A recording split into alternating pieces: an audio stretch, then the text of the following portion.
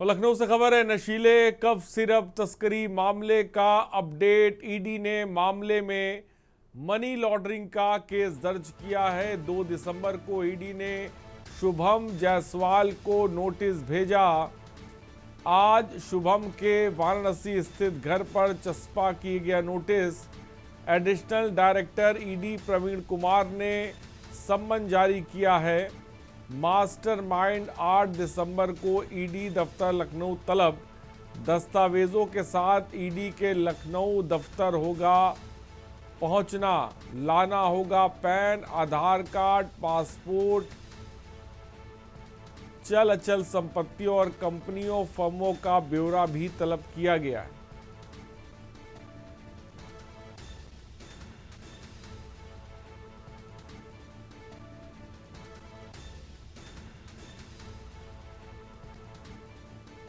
लखनऊ से खबर है, पंचायत चुनाव अकेले लड़ने की तैयारी में कांग्रेस प्रभारी अविनाश चंद्र पांडे ने तैयारी के निर्देश जारी किए हैं। पंचायत चुनाव में अकेले दम पर उतरेगी कांग्रेस। विधानसभा और लोकसभा हार के बाद फैसला। लखनऊ से खबर है, पंचायत चुनाव में अकेले दम पर कांग्रेस उतरेगी।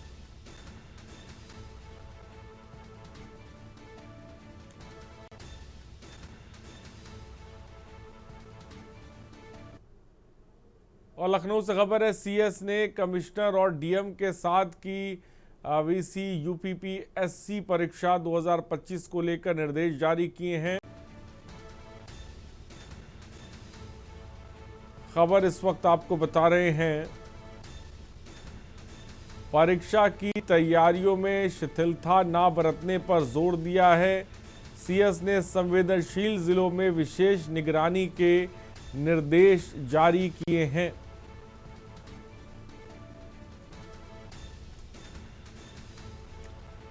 खबर इस वक्त आपको बता रहे हैं,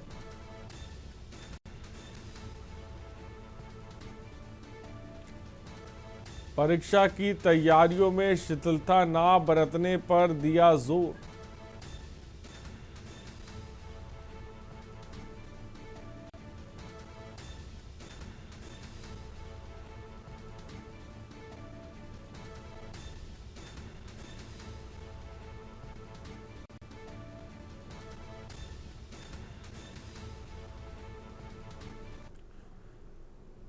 और प्रयागराज से खबर है, हाईकोर्ट ने दयाशंकर तिवारी हत्या में दिया फैसला। हाईकोर्ट ने उम्र कैद के चारों आरोपियों को बरी किया है। कोर्ट ने कहा, अभियोजन पक्ष नहीं साबित कर सका आरोप। प्रयागराज के मांडा थाना क्षेत्र का है हत्या का पूरा मामला। दयाशंकर तिवारी की वर्ष 2010 में हुई थी हत्या।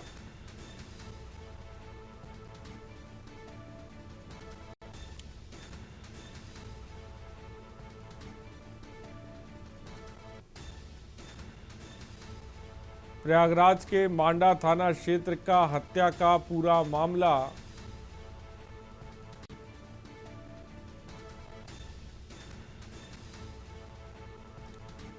हाईकोर्ट में ट्रायल कोर्ट के फैसले को दी गई थी चुनौती।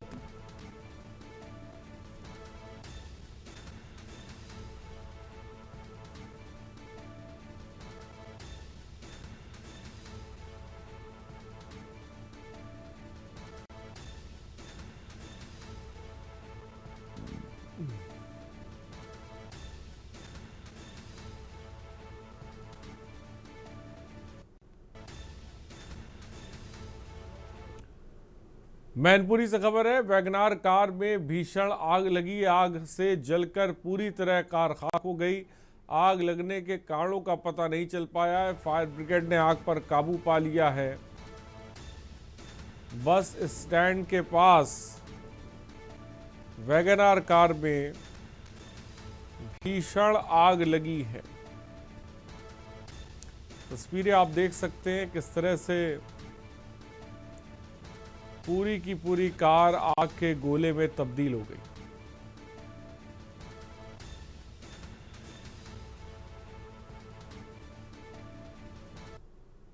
बहराइच से खबर है, अज्ञात कारणों से गांव में लगी आग, दर्जनों फूस के मकान जलकर खाक हुए हैं। मकान गृहस्थ जलने से ग्रामीणों का बुरा हाल है। भीषण ठंड और सर्दी में ग्रामीण बेघर हुए हैं। मौके पर पुलिस पहुंची है।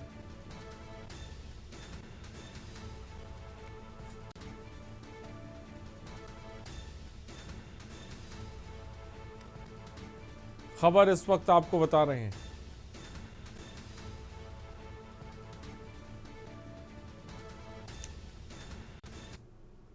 और मेरठ से खबर है, मिलाई करने जेल पहुंचे युवकों से कारतूस मिले। तलाशी के दौरान बैग से 5 कारतूस मिले हैं। बैग में फलों के बीच ये कारतूस छुपे थे। हिस्ट्री शीटर तक कारतूस पहुंचाने की प्लानिंग थी। हिस्ट्री शीटर से मिलने पहुंचे पकड़े गए युवक नवनीर उर्फ मोनू टिमकिया से मिलने पहुंचा थे युवक। मीनू टिमकिया पर 30 से ज्यादा दर्ज है मामले। लूट, हत्या और रंगदारी मामले के केस दर्ज हैं। फिलहाल पुलिस गहनता से पूछताछ कर रही है। ये जेल में चेकिंग के दौरान इसमें 2 व्यक्ति हिरासत में लिए गए। इनके पास से हमें 5 कारतूस मिले हैं। इनके नाम परमिंदर और सुदेश हैं। ये नवनीत उर्फ मीनू से मिलने आए थे, जो कि एक हिस्ट्री शीटर है थाना जानी से, और ये गंभीर धाराओं में ये जेल में निरुद्ध है। इन दोनों से पूछताछ जारी है। इसमें सुसंगत धाराओं में मुकदमा पंजीकृत है। इसमें जो भी तथ्य सामने आएंगे उसके अनुसार इसमें आवश्यक कार्रवाई की जाएगी। सर, अभी तक पता लगा कि जेल के अंदर कारतूस ले जाने की क्या मंशा थी इनकी? जैसे मैंने बताया, अभी इनसे पूछताछ जारी है। जो भी तथ्य सामने आएंगे उसके अनुसार इसमें आवश्यक कार्रवाई की जाएगी। तो कौन कौन से तो कारतूस हैं? इसमें 32 बोर के हमें 4 कारतूस मिले और हमें एक कारतूस अलग से मिला। और बरेली से खबर है, अवैध संपत्तियों पर बुलडोजर कार्रवाई जारी। बुलडोजर ने पहुंचकर शुरू की तोड़फोड़ की कार्रवाई।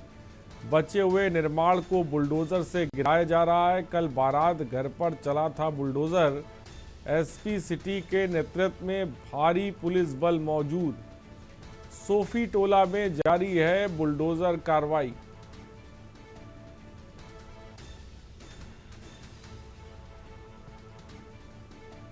खबर इस वक्त आपको बता रहे हैं।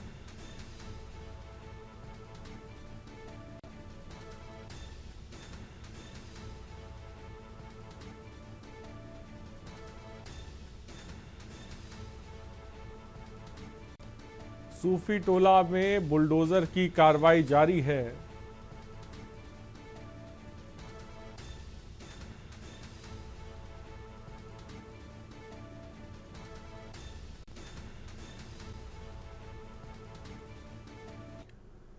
औरैया से खबर है, पुलिस मुख्यालय में हुई मॉक ड्रिल। दंगा बलबा नियंत्रण की हुई मॉक ड्रिल।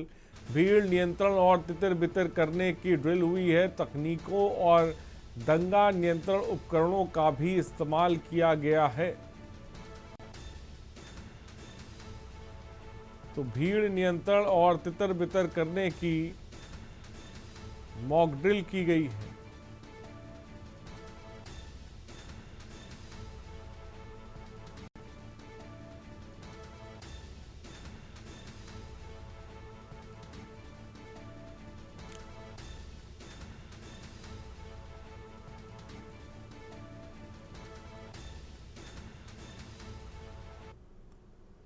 और उत्तर प्रदेश विधानसभा अध्यक्ष सतीश महाना का एक बेहद सादा और अनौपचारिक वीडियो सोशल मीडिया पर वायरल है। ये वीडियो कानपुर के महाराजपुर क्षेत्र के जाना गांव का है, जहां महाना सुबह मॉर्निंग वॉक के दौरान अचानक एक ग्रामीण के घर पहुंच गए और खुद अपने हाथों से चाय बनाने लगे।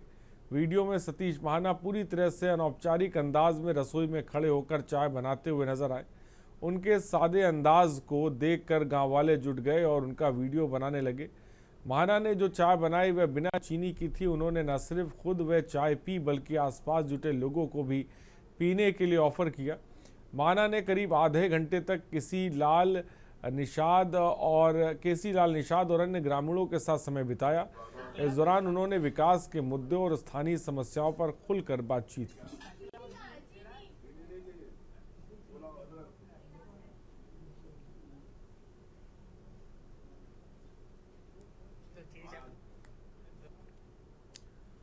और उन्नाव जिले में मतदाता सूची को शुद्ध करने के लिए चलाए जा रहे विशेष प्रांगण पुनरीक्षण अभियान के तहत मतदाता सूची से बड़े स्तर पर छटनी की गई। इस अभियान में अब तक 2,23,314 मतदाताओं को सूची से बाहर किया गया है। इन हटाए गए मतदाताओं में मुख्य रूप से 3 श्रेणियां शामिल हैं जिनकी मृत्यु की पुष्टि हुई है, जो मतदाता स्थायी रूप से अन्य स्थानों पर स्थानांतरित हैं, जो सत्यापन के दौरान अपने घरों में अनुपस्थित पाए गए, जिनके नाम सूची में पहले से 2 बार दर्ज थे। जिले में 100% गणना प्रपत्रों का वितरण किया जा चुका है और अब तक डिजिटलाइजेशन का 72.83% कार्य पूरा होने का दावा है। प्रशासन का कहना है कि डिजिटाइजेशन का कार्य पूरा होने पर हटाए गए मतदाताओं की यह संख्या और भी ज्यादा बढ़ सकती है। के दौरान जो हमारी प्रक्रिया जो 4 नवंबर से लेकर 4 दिसंबर तक थी, अब 1 सप्ताह का समय माननीय आयोग ने बढ़ा दिया है। अभी 11 दिसंबर तक होना है। अभी तक जनपद उन्नाव में हम लोगों ने डिजिटाइजेशन का काम 73.76% हम लोगों ने कर लिया है। उसमें हमारे ASD एब्सेंट, शिफ्टेड और डेथ वोटर करीब 2,23,000 आइडेंटिफाई हुए हैं। इसमें मैपिंग का काम हम लोग तेज कर रहे हैं। मैपिंग में जो उसमें हमारे यहाँ अभी 2501 बूथ में से 305 कल शाम तक हमारे BLO ने 100% डिजिटाइजेशन का काम किया था। और हरदोई जिले में SIR के तहत फॉर्म भरने को लेकर हुए विवाद में दबंगों ने एक BLO को जमकर पीटा। पीड़ित महिला BLO ने अब स्थायी पुलिस की कार्रवाई से असंतुष्ट होकर पुलिस अधीक्षक से न्याय की गुहार लगाई है। यह विवाद मतदाता सूची पुनरीक्षण अभियान के SIR फॉर्म को लेकर हुआ था। पीड़िता BLO ने गांव के अमित, कलेक्टर और राम रहीम पर उन्हें बुरी तरह से पीटने का आरोप लगाया। BLO ने यह भी आरोप लगाया कि दबंगों ने उनके पास मौजूद SIR अभियान से संबंधित सरकारी दस्तावेज फाड़ दिए। पीड़िता BLO ने स्थायी पंचदेवरा थाना पुलिस पर बेहद गंभीर आरोप लगाए हैं। मेरा नाम रीना देवी है सर। बॉम्ब BLO की ड्यूटी करते हैं। मेरा पता आंगनबाड़ी कार्यकर्त्री का है सर। हम आ रहे थे SIR काम करके तहसील सवाजपुर के लिए। रास्ते में हमें सर माया देवी अमित के पुत्र ने, प्रधान अमित के पुत्र ने मुझे लाठियों से बहुत पीटा। मेरा हाथ तोड़ दिया, मेरा मुंह तोड़ दिया, मुझे जान से मारने की धमकी दी। सर हम कैसे ड्यूटी करें? और हमने पचदेवरा में एप्लीकेशन मतलब हमें तब होश नहीं था। मेरी एप्लीकेशन अपनी मनमानी से लिखी गई सर। मेरे पे मुकदमा कोई नहीं मेरे से हुआ, किसी ने मेरी कोई धारा नहीं लगाई। आज हम कहाँ जाए? हम आज SDM के यहाँ, DM के यहाँ आए। और ग्रेटर नोएडा में नशीले पदार्थ के खिलाफ चल रहे पुलिस के कड़े अभियान के तहत आज एक और बड़ी सफलता मिली। इकोटेक 3 थाना पुलिस ने अवैध गांजा बिक्री के एक बड़े मामले का खुलासा करते हुए एक तस्कर को गिरफ्तार किया। उसके पास से भारी मात्रा में अवैध गांजा बरामद हुआ है। पुलिस ने गिरफ्तार तस्कर के पास से 15 किलोग्राम अवैध गांजा बरामद किया। पुलिस ने एक गोपनीय सूचना के आधार पर सटीक कार्रवाई करते हुए गांजा बेच रहे तस्कर को मौके से धर दबोचा है।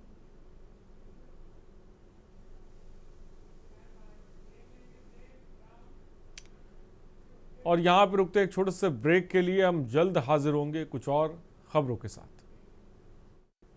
और ब्रेक के बाद आपका स्वागत है। कोलकाता से ट्रांजिट रिमांड पर लाई गई प्रतिबंधित कफ सिरप तस्करी के मुख्य आरोपी भोला प्रसाद जायसवाल को सोनभद्र पुलिस ने गिरफ्तार कर लिया। पुलिस के अनुसार भोला प्रसाद अपने पूरे परिवार के साथ थाईलैंड भागने की फिराक में था और पुलिस जांच में सामने आया कि भोला प्रसाद कुख्यात ड्रग माफिया शुभम जायसवाल का पिता है। उन्होंने झारखंड स्थित शैली ट्रेडर्स के माध्यम से नकली बिलिंग कर कई जिलों में अवैध कफ सिरप की सप्लाई कराई और वित्तीय लेन देन का पूरा काम कथित तौर पर CA विष्णु जायसवाल द्वारा संभाला जाता था।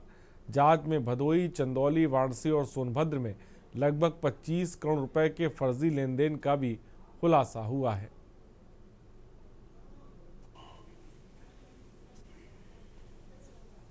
देखिए, जैसे आप सबको ज्ञात है, दिनांक 18/10/2025 को जनपद सोनभद्र में जब हमारी संयुक्त चेकिंग चल रही थी एक्साइज टीम के साथ, तो हमने लगभग 1,19,675 सीसी की कफ सिरप की बरामद करी थी। इसी क्रम में हमारी जब ये विवेचना आगे बढ़ी तो उसके उपरांत जनपद गाज़ियाबाद में और बीच में जनपद रांची में, झारखंड में हमने कुछ कफ सिरप की ये बोतल बरामद करी थी। अभी तक जांच में ये स्पष्ट हुआ था कि कई सारी फर्जी दवाइयों की दुकान क्रिएट की गई हैं, जिसमें दिखाया जाता था कि इसकी सप्लाई हो रही है, पर वो दवाई उन दुकानों पे ना जा करके अन्य कहीं जगह स्मगल की जा रही थी। खबर लखनऊ से, जहां गोमती नगर थाना क्षेत्र के विशालखंड 2 में महिला की हत्या मामले का पुलिस ने खुलासा करते हुए 2 आरोपियों को गिरफ्तार कर लिया। पुलिस के मुताबिक दारू ठेके पर आरोपियों की महिला से मुलाकात हुई थी और शारीरिक संबंध की बात पर वो महिला को अपने साथ झोपड़पट्टी में लेकर गए थे, जहां शारीरिक संबंध ना बना पाने पर आरोपियों ने महिला की हत्या कर दी।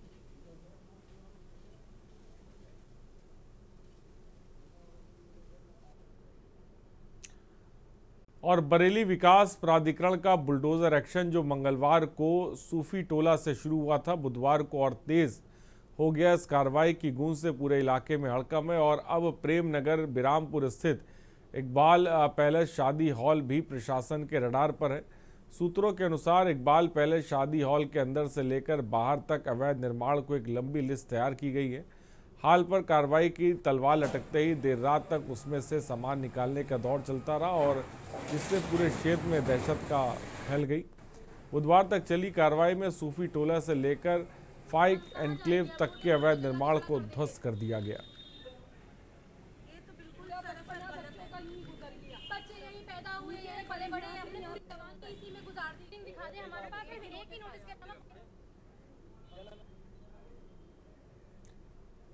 और अमरोहा जनपद में आपातकालीन सेवाओं की गति और पहुंच बढ़ाने के लिए बड़ा कदम उठाते हुए पुलिस अधीक्षक अमित कुमार आनंद ने यूपी 112 की नई 7 गाड़ियों को हरी झंडी दिखाकर रवाना किया। नई फ्लीट के सड़क पर उतरने से जिले में त्वरित पुलिस प्रतिक्रिया समय और मजबूत होगी। फ्लैग ऑफ कार्यक्रम के दौरान एसपी ने कहा कि इन गाड़ियों के जुड़ने से जनता को तेज, सुरक्षित और प्रभावी पुलिस सहायता मिल सकेगी। उन्होंने बताया कि आधुनिक उपकरणों और बेहतर संचार सुविधाओं से लैस ये वाहन ग्रामीण से लेकर शहरी क्षेत्रों तक तुरंत पहुंच सुनिश्चित करेंगे।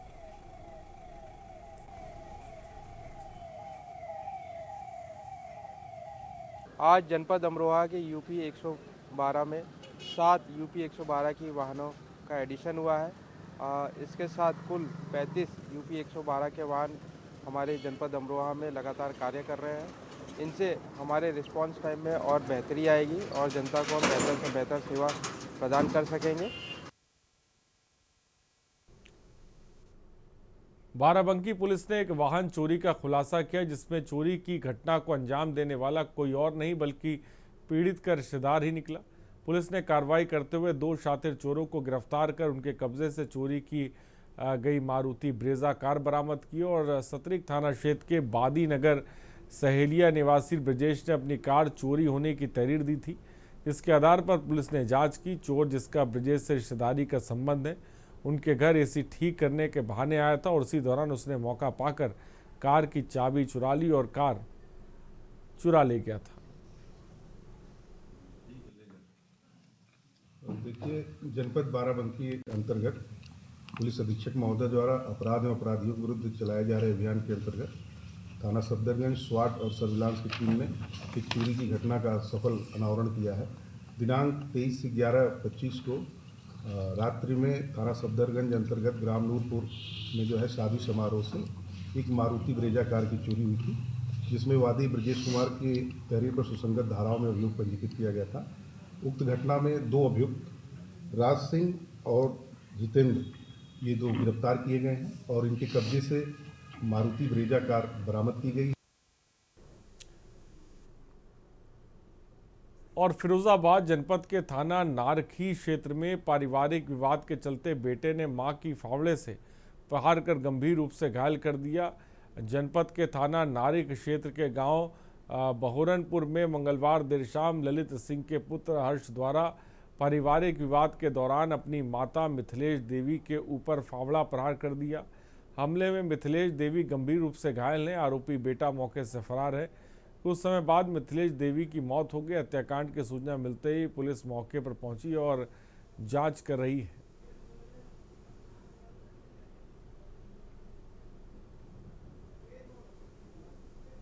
देखिए, मिथिलेश हैं, ये बहोरनपुर थाना नारखी की रहने वाली हैं। आज इन्हीं का पुत्र हर्ष ने इनके सिर पे फावड़े से प्रहार कर दिया, जिसके इसके सर में गंभीर चोट आई, जिस कारण इनकी मृत्यु हो गई है। इसमें जो मृतका मिथिलेश है, इनके भतीजे आकाश ने 112 नंबर पे फ़ोन करके सूचना दी थी। पुलिस यहाँ मौके पे आई है, मौका मुआयना किया गया है। इनके 100 का पीएम पंचायतनामा की कार्रवाई हम लोग करा रहे हैं। इसमें उचित धाराओं में अभियोग पंजीकृत किया जा रहा है और जो इसमें अभियुक्त है उसकी भी तलाश की जा रही है। जल्दी उसकी गिरफ्तारी कर ली जाएगी।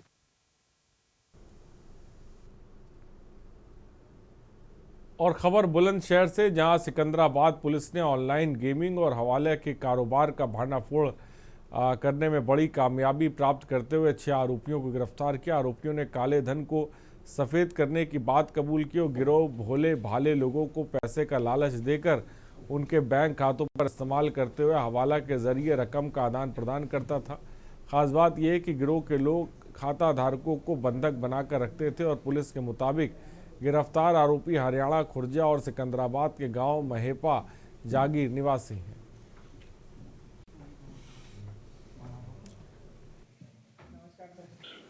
थाना सिकंदराबाद पुलिस टीम को यह सूचना मिली जरिए तारीख कि प्रमोद नामक व्यक्ति को बंधक बनाकर 6 लाख फिरौती की मांग की गई है। इस तहरीरी सूचना पर उसके बेटे धनेश के द्वारा जो है थाना सिकंदराबाद पर संगीत धाराओं पर मुकदमा पंजीकृत कराया गया। दौरान विवेचना यह तथ्य प्रकाश में आया कि प्रमोद के खाते का प्रयोग एक गैंग द्वारा किया जा रहा था, जो ऑनलाइन गेमिंग फ्रॉड के माध्यम से उसके खाते में पैसा लेते थे और फिर उसके खाते से पैसा निकालते थे।